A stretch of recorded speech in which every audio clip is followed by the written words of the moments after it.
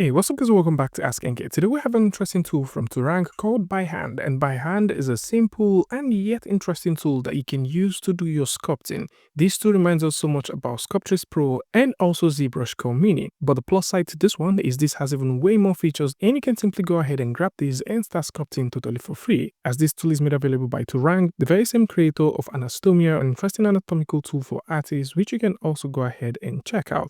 And so Turang has put this one together, and you can simply go ahead and see this for yourself. And for those who like to get this, you can actually come through and grab this right here. It is worth mentioning that this tool is built based off Godot engine and runs pretty well. So starting off, how you get to work with this one is super easy. You've got your viewport. It opens up as a gigantic viewport, so you can definitely not miss it. Most of the keys that you get to work with these are ZBrush related, so it looks like things are coming from ZBrush. Of course, Turang is a heavy ZBrush user, and it's only fair to see that most of the features that exist on ZBrush are going to be ported to his very own sculpting tool. So for you to get started with navigating across your viewports is this easy. With your left mouse button clicked, you can orbit. If you hold down Alt with your left mouse button, you can actually pan left and right, and you can roll with your mouse in and out to zoom in and out. For brush size, if you tap S on the keyboard, you can increase the brush size and reduce that as well. You do have all of your brush functions right here, which you can actually play with. There are some settings for the strokes right here, some settings for the fall off, some property settings as well that has to do with the brush. You can actually select any of the brush that you want to work with from here. So in this case, if we have our draw brush selected, we can actually go ahead and draw based off that. Let's actually reduce the brush size about that much, and we can actually go in and draw. I think our strength is a little bit too high, so we can actually use this to do some sculpting, and at the same time we can switch to clay.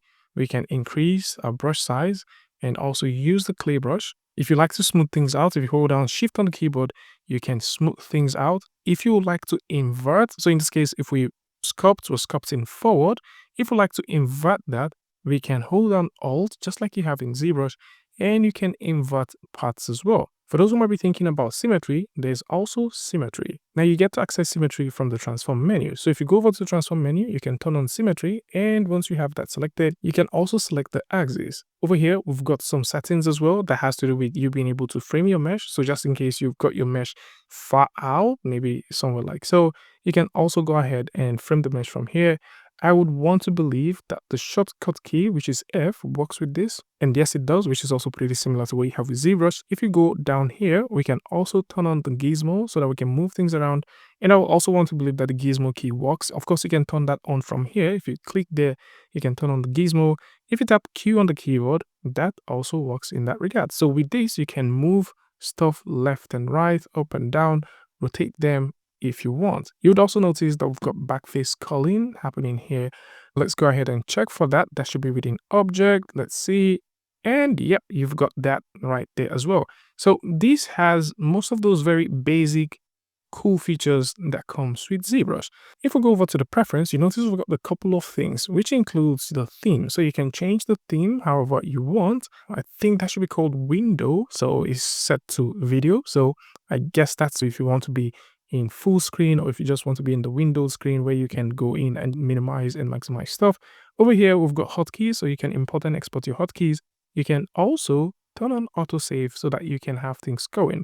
And now that we've just explored a couple of these, let's bring in a 3D model, as this allows you to bring in 3D models that you can work with. And currently this supports OBJ, GLB, and GLTF, with FBX coming pretty soon. So now that we have our bear here, or our bear 3D model, if we hold down Alt, just like you have in ZBrush as well, you can select an object. Let's go in and turn off that symmetry so that we can move these over to a position like so. And we can also choose to go over to the objects section. Now you notice we've got multiple objects. We can turn off one, and we can simply have one selected. And with this, if you're sculpting and maybe you would like to mask certain parts, of course you can. Now in ZBrush, there's a specific way of selecting mask, and here how you select mask is this simple. You go over to the masking section, and you can choose if you like to have the masking feature turned off, or you can select whatever masking feature you like to work with. So we're simply going to keep this as lasso. So maybe we'd like to mask a part like so. We can actually go ahead and do that. So in this case, we have this part masked. If we like to unmask a setting or a specific part without getting rid of the whole mask, if we hold down Ctrl and Alt, we can do that as well. And once we have this in, we can actually go ahead and sculpt around that, or we can simply hold down Control and click to flip that mask. And then if we tap Q on the keyboard, we can choose to position this all the way up and do a bit of a separation in this regards. And so once we have that, once we press the Q key one more time to go over to the sculpt mode, you can now see that. We can clear our mask by holding down Control, clicking and dragging just like you have with ZBrush, and do that. So I can now go in and smoothen out that part if we want. If we like to bring in multiple objects, we can click right here and add as many objects as we want. So maybe we'd like to bring in a new sphere, a cube, or even a cylinder. We can bring all of these in and position them how we would originally want them to be. And in terms of object management, there's a couple of cool object management tools right here, which includes duplicate, which you can use to duplicate various objects. Then we've got delete as well, which you can also use to delete various objects as well. And you can also use this to move objects up and down the object list. At the same time, you can merge objects together. You can split hidden objects. So in case you choose to hide objects, you can split them. And a good example would be with the bear. So in this case, if we have this bear right here and I choose to change that, let's say we choose to use the visibility and we choose to change the visibility to lasso, what we can do is hold on Control and Shift, and we can go ahead and make this selection. Now, once we select it, all we have is the head of the bear. And with this here, if we would like to split the parts, we can choose to split the hidden part. And so the hidden part is going to be a different object. So once we do that, we can confirm that we would like that to be split. And if we go over to our object section, you would now notice that we have the original bear and we have the bear split. And we can rename these if we want. Let's say we'll call this bear body. We can rename it, and you can see within the object section, we now have multiple bear parts. And of course, the same thing can be done with deleting stuff. Say, for example, there's a specific part of your model that you like to delete. You can, of course, go ahead and delete that. Let's do that with this one. So if we go ahead and say maybe we'd like to delete the other part of our model, we can go over to the object section and delete the hidden part, and that gets deleted. And of course, if we like to make any additional change to this, we can go ahead and do that. Now, within the geometry section, we've got some other interesting things, which includes remeshing. Say, for example, we have our object selected. Let's frame in on that particular object. Say, for example, we have these, we have the cylinder selected, and maybe we would like to make this a tree stump. If we would like to remesh this, we can either use the remesh button from here, or we can go over to Object and click on Remesh. Now you'd notice that we've got a cog right here. Within that cog section, we can increase how much count we want, maybe about something like so. Click on Remesh and automatically it remeshes it. Now with this done, you can now go in and sculpt the tree trunk how you choose. And this just gives you that option of being able to work a bit more interestingly. Of course, at this point, this doesn't offer that sculptress feature that comes with ZBrush or the Dintable feature that comes with Blender, but this is a very cool tool that you can actually use to start doing your sculpting. So just in case you're looking for a tool that just simply allows you to do that sculpting easily, then this is definitely going to get you started with a couple of cool stuff which are pretty similar with what you've got with ZBrush. And the cool thing with the Remesh tool is you can combine multiple objects together and remesh them into one. Now with that said, within the geometry section, you can choose to weld point and also close holes. At the same time, you can mirror and merge stuff together just like you have with ZBrush and flip normals just like we demonstrated earlier. Voxel sculpting is something that is being planned, but currently this is not available. Something which is pretty interesting that I think we actually need to talk about is the Gizmo, because the Gizmo is extremely similar to what you have with ZBrush. So for that, I'm just simply going to go ahead and switch back to the Gizmo just quickly so that we can talk about it and proceed. First off, you can move things up and down, you can scale things if you want, you can rotate them if you want. At the same time, say for example, I'm done with the rotation like so. If I would like to move the center to somewhere else, with this button, if I hold on Alt and click, I can move the center to somewhere else like this and use that point to rotate it. Other things that you can do with a Gizmo is to actually rotate some points. So if you like to temporarily rotate the Gizmo to work for you in a certain way, you can. So we can temporarily rotate it that much and also temporarily rotate it this much to have the Gizmo to work for us in a specific way. And these are things that you can do with the Gizmo that are also available with ZBrush. About lighting. So for lighting, if you go over here right here, you notice that most of these things are turned off. The reason is because you need to be in a specific shading mode to be able to do all of this. Right now, we're within the matcap, and this ships with a good number of matcaps that you can work with.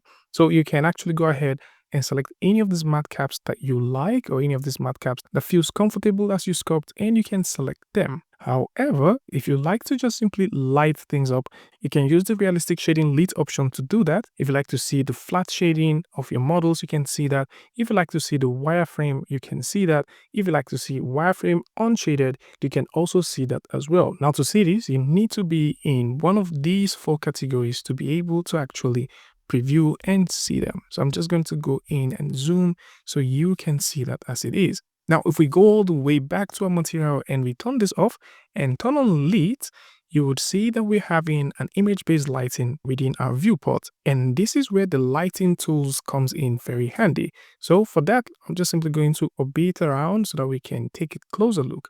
So for that, if we go over to our lighting section, you would see that we've got different kinds of HDRIs. So we have our HDRI like this, then we've got these other one, and these other one too. So if you have any of these HDRIs selected, you can change the brightness of the HDRI from here. You can choose to turn on or turn off any of these features, which includes ambient occlusion, indirect lighting, global illumination. You can turn on or turn off all of these. You can also turn on or turn off the fog. You can play with the presets. In this case, this is set to fastest. You can switch this to balanced or cinematic. Right here, you also have some options that has to do with the background as well. So we can set this to solid. We can make this gradient. Let's lock this up, and we can also play with the settings to get some very interesting looking results. So these are here for you to actually use them, again, totally for free. Something else which is also available right here has to do with the cameras. So for the cameras, you can set up as many cameras as possible. Right here, we have the free one, just like you have in Zbrush, of course. So you can set different cameras. So we have this one. We can switch over to another camera. Maybe you like to have a camera that is focused on one part, and maybe you like to do something on a different part. You can actually go ahead and do all of that setting. We can add another camera and say, for example, this particular camera, we want it to look at, let's say, the back of our model. So we can have that, and we can go back and forth. So we can do 1, 2, and also 3. And all of these do have properties which you can play with. So this is it. There's quite a good number of things coming to this tool, which I think you should keep an eye on. One feature which I would love to see coming to this would have to do with alphas, as this currently offers no alpha. If there's an alpha feature that ships with this, it will be super cool. Of course, I love the front face sculpting, which actually doesn't destroy whatever is behind. This is going to be useful for thin surface sculpting, but not having an alpha or a feature that allows you to create alphas is something I think is a bit of a drawback. So hopefully we get to see these, and maybe get to see more features that has to do with subdivision, ambient occlusion masking, and so on and so forth. For those who like to take a look at this, links to this is going to be in the description, so do well to check it out. And of course, for those who like to grab this, I'm also going to put a link in the description for you guys. And for those who like to see some other interesting stuff that I've covered on the channel, links to that is also going to be in the description, so see this for yourself. Tell me what you guys think about this one in the comment section, and until I see you guys in the next one, peace.